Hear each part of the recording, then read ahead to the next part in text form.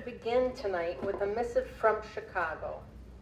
I'm going to read this to you. Hello, friends and family. My 20th Chicagoversary is this year, and I'd love to tell you a little about that time. In that 20 years, I've had 3 guns pointed at my head. I use guns in quotes because not all of them are actually guns. One was just a finger inside a jacket pocket of a 16-year-old who I offered some French fries to instead, which he took, and we awkwardly walked in the same direction for a block. Another time, it was 2 kids trying to hold me up with an airsoft pistol. The only reason I knew it wasn't a real gun was because they cocked it in front of me, and I heard the sound of plastic on plastic.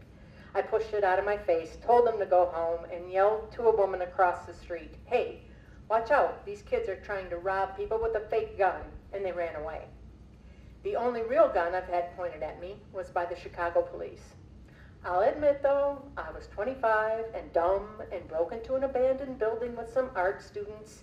A neighbor called the cops, and they rolled in with guns drawn and had us lay on the floor, which was covered in raccoon shit, wah wah, and cuffed us and put us in a paddy wagon. They couldn't get hold of the owner of the building, so they let us go. We were also all white, so there's that too. Don't think we would have made it out of there if we weren't. That being said, along with the acknowledgement that I have been privileged enough to live in some safer parts of the city, this is the only time I ever felt nervous about living in Chicago. And that is because of ICE and the Trump administration's illegal tactics and attacks on human beings, no matter what their citizenship status may be. Recently, ICE indiscriminately attacked people with tear gas just a couple blocks from where I'm doing an internship. At that internship, I work with adults with developmental disabilities, some with mental health issues, most of whom are BIPOC, Black, Indigenous people of color. We often go on walks around the neighborhood or take trips to the park. I worry about them getting caught up in an ICE attack and being able to move fast enough to get to safety.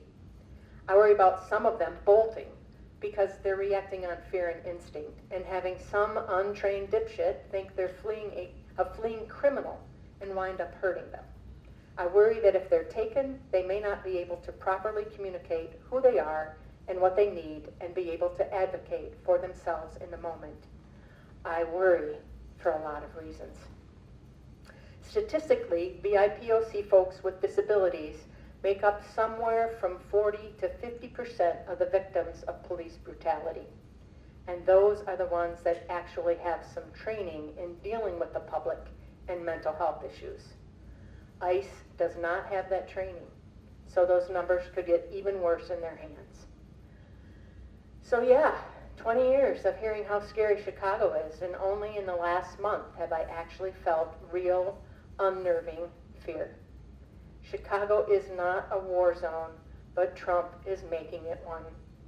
Don't believe anything else. This was submitted by my son, Keenan Camp.